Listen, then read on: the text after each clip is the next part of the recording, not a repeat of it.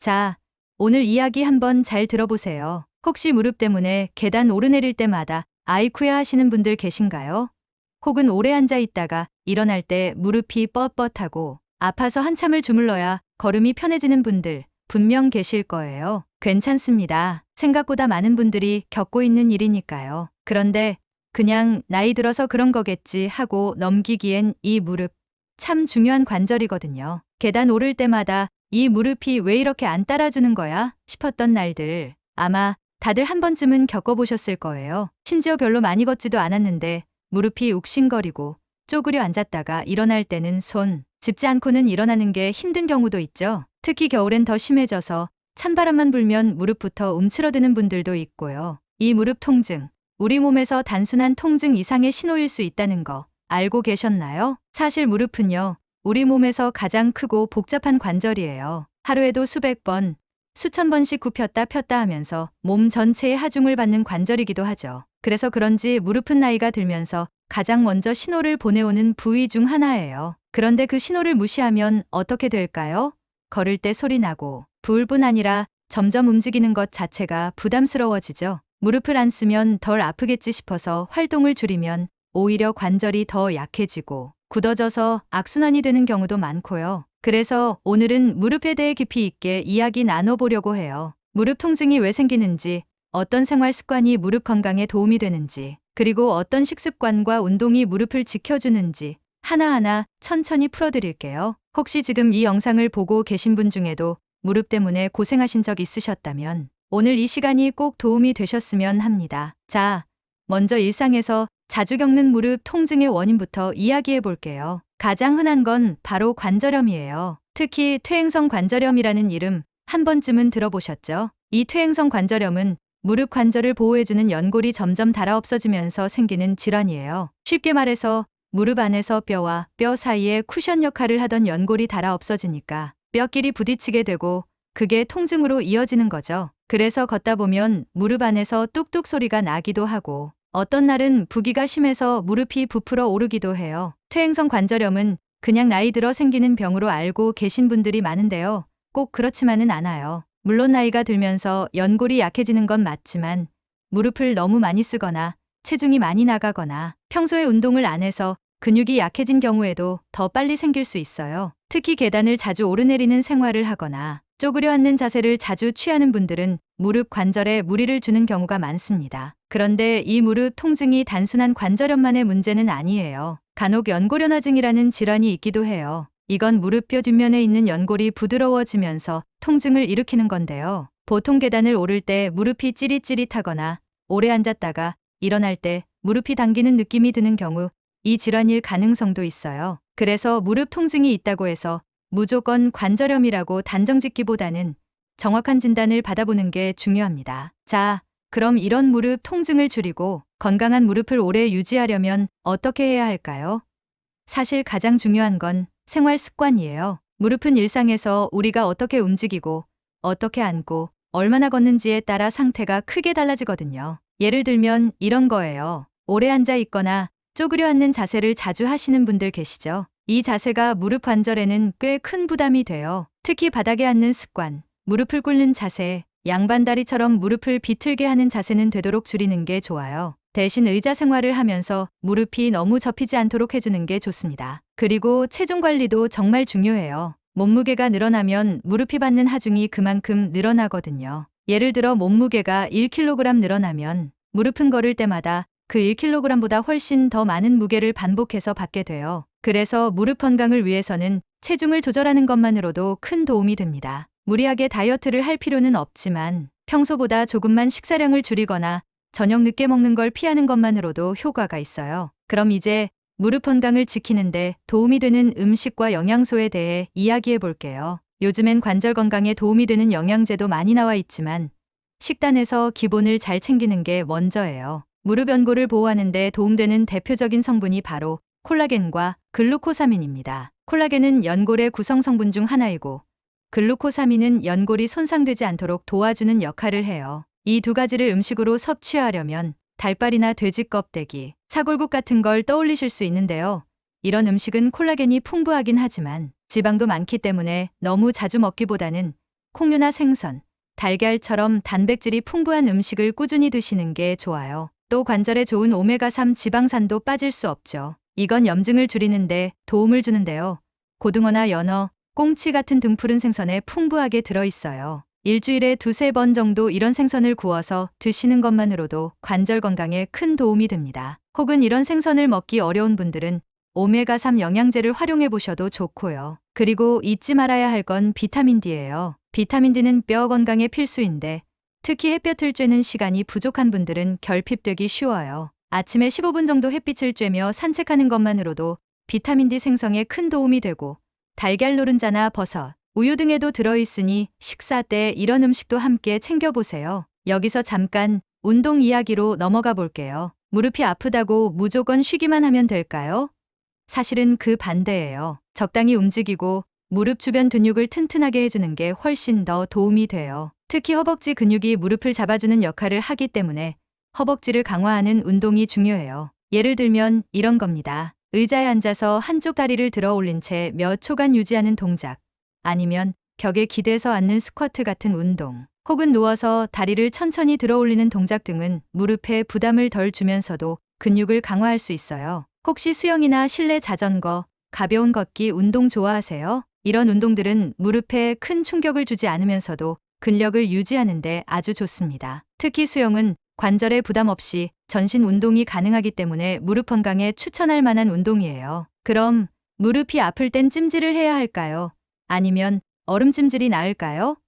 이 부분도 많이들 궁금해 하시는데요. 무릎이 붓고 열감이 있을 땐 얼음찜질이 더 좋아요. 반면에 통증은 있지만 붓지는 않았을 때, 혹은 오래된 관절 통증이 있을 땐 온찜질이 더 효과적입니다. 하루에 10분에서 15분 정도씩 해주면 통증을 줄이는데 도움이 될 수 있어요. 이제 관절염과 음식의 관계에 대해 조금 더 깊이 있게 이야기 나눠볼까 해요. 어떤 음식이 관절에 좋고 어떤 건 오히려 염증을 유발하는지 하나씩 짚어드릴게요. 염증을 키우기도 하고 반대로 진정시켜주기도 하거든요. 자, 먼저 관절염에 안 좋은 대표적인 음식들부터 짚고 넘어가 볼게요. 가장 흔한 게 바로 정제된 탄수화물이에요. 흰쌀밥, 흰빵, 과자, 설탕이 많이 들어간 음료나 디저트들 있잖아요. 이런 음식들은 혈당을 빠르게 올리면서 몸 안에서 염증 반응을 유발할 수 있어요. 특히 많이 우선 우리가 먹는 음식이 무릎에 어떤 영향을 주는지부터 얘기해 볼까요? 사실 많은 분들이 관절염 하면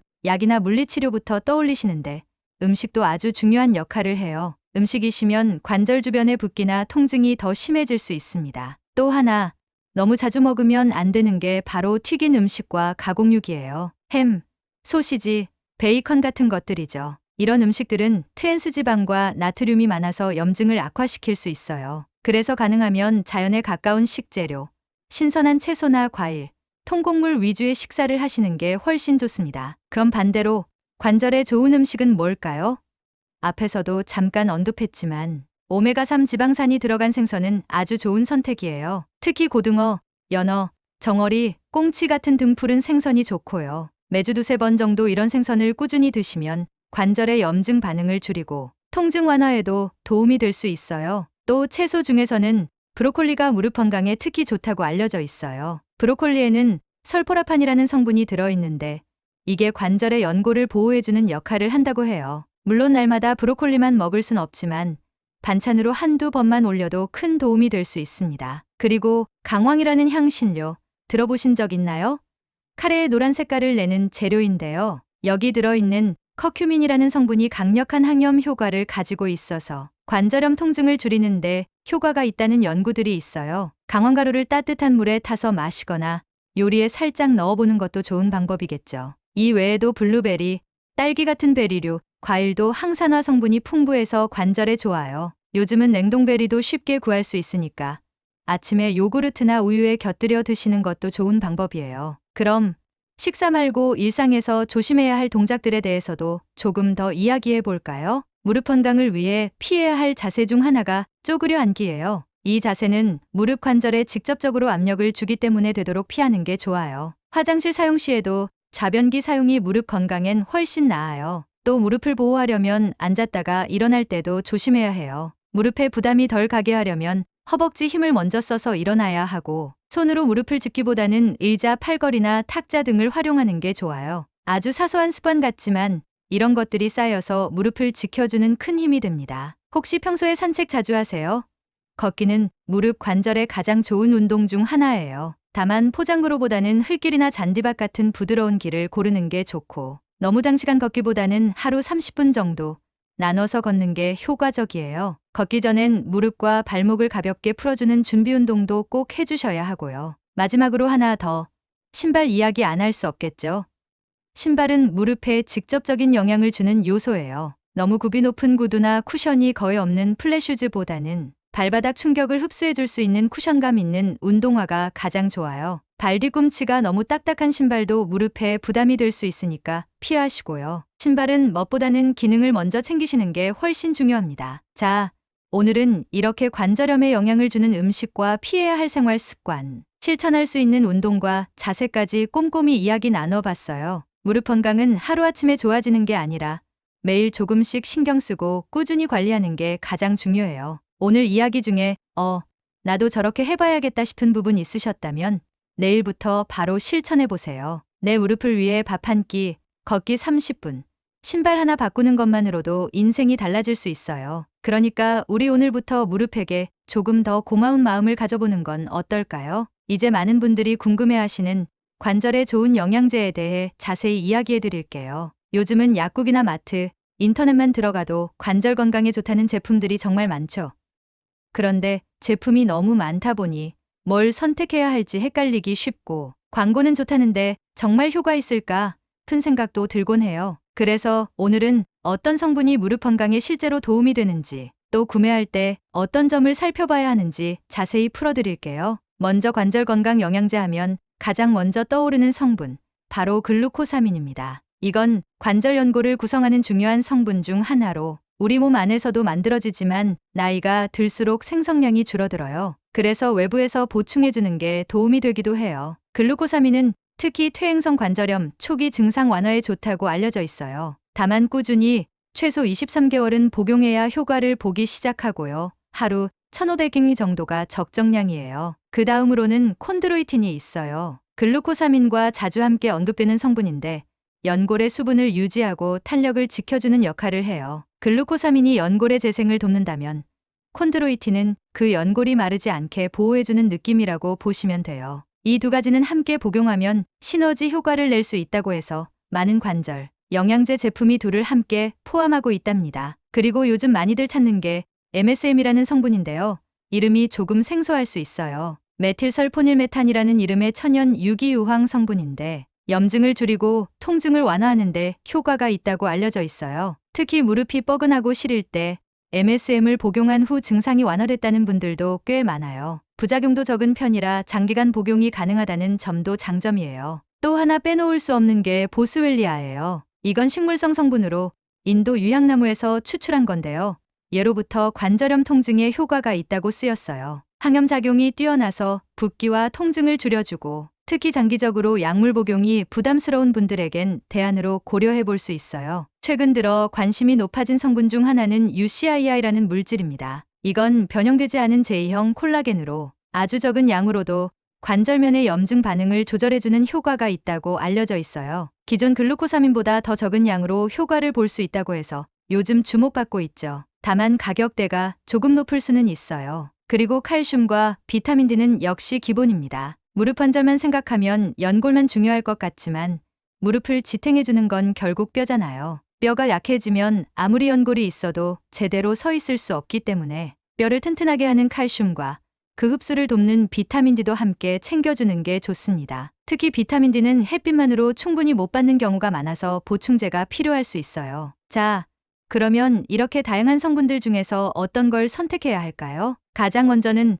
본인의 상태를 잘 파악하는 게 중요해요. 무릎에 붓기와 염증이 심하다면 MSM이나 보스웰리아처럼 항염작용이 있는 걸 우선 고려하고 연골이 많이 다른 느낌이라면 글루코사민과 콘드로이틴 조합이 좋습니다. 초기 관절염이거나 아직은 예방 차원이라면 UCII처럼 면역 조절 작용을 하는 성분도 괜찮아요. 그리고 꼭 기억하셔야 할 게 하나 있어요. 영양제는 어디까지나 보조라는 점입니다. 무릎이 아프다고 약에만 의존해서는 절대 안 돼요. 영양제는 기본적으로 꾸준한 식사, 운동, 생활 습관이 갖춰졌을 때 더 효과를 발휘하는 거예요. 그러니까 식사는 제때 챙기고 적당히 몸을 움직이며 무릎에 무리가 가지 않도록 생활 습관을 조정해주는 것. 이게 먼저라는 거 꼭 기억해 주세요. 또 구매하실 때는 제품의 성분 함량을 꼭 확인해 보세요. 글루코사민이라고 해도 일일 권장량보다 훨씬 적게 들어있는 제품들이 있거든요. 또 너무 많은 성분이 한꺼번에 들어있는 제품보다는